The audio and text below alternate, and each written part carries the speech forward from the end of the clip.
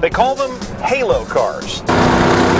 Cars so different, so audacious, they cast their car maker in a whole different light. This is the car that does that for Audi.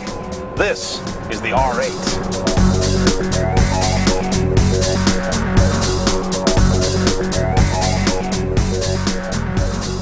So what are we talking about here? A mid-engine V8 powered coupe.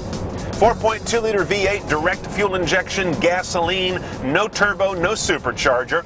Good, honest horsepower made the old-fashioned way. It earns it.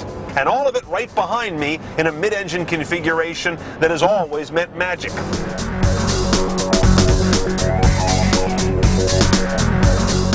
With a center of mass centrally positioned in the car, your yaw axis is right through here. So when you turn this thing, it's happy to go there. Everything is right in the midst, waiting to go where you point it. It's fantastic.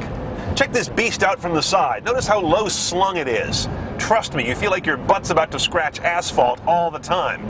Also adding to that low slung center of gravity is a dry sump architecture on this V8 motor. That means there isn't a big crankcase hanging down like a belly full of oil. The oil is stored in a reservoir off the engine block, pumped in under pressure, and that means you get rid of that big hanging crankcase and the engine can drop down more as a result.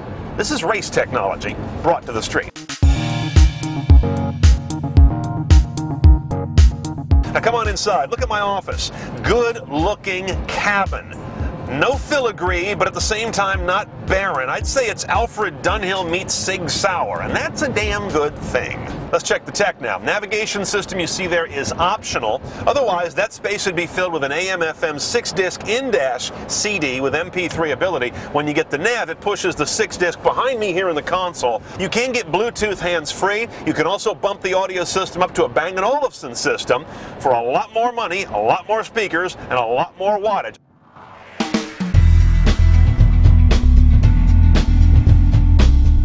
But here's some tech I'm not crazy about, and it's a big piece of this car. That gear shift goes to what's called the r-tronic transmission. It's a sequential manual. In other words, there are two real clutches being operated by servos. The problem is, it's just bulky. Around town, it's a nightmare in stop-and-go traffic. On the freeway, not bad, although some overtaking downshifts can be just weird. On the track, I'm sure it's a dream as it is on open country roads, but how much time do you spend in each of those categories? 420 horsepower, 317 foot-pounds of torque. It's all really available because this thing breathes like Pavarotti. You're only going to get 15 miles per gallon as you go 0 to 60 in 4 seconds or less. And here's how to do that. Depress the sport button to get the best curve out of the engine. Turn ESP off here just to have fun. Put the suspension in sport mode.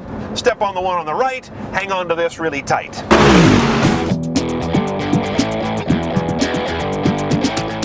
Let's talk the numbers that also matter. Price.